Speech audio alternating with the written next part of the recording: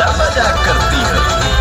गोरी फूला झाड़ी बारू, पापा के पानी बारू, हलगलू पसारे तू तो पानी पियर फराक वाली।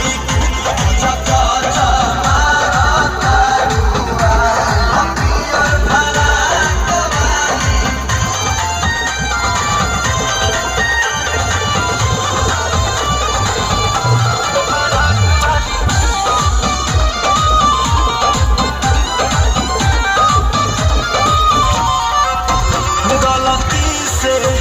गलती से ये जान टकरा गई हो, गलती से।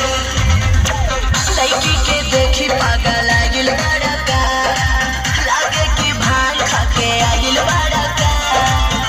करत इशारा बारू, बहुत आवारा बारू, भड़केलू गइलो मजाक पियर फराक वाली।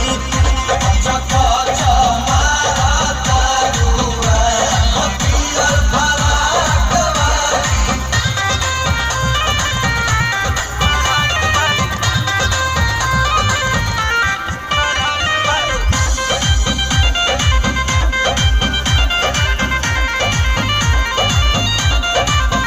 लगने में हमर हो जा तू जान, यही अंगने में लगने में। सुना हमके पटावेला तू फूलवे से,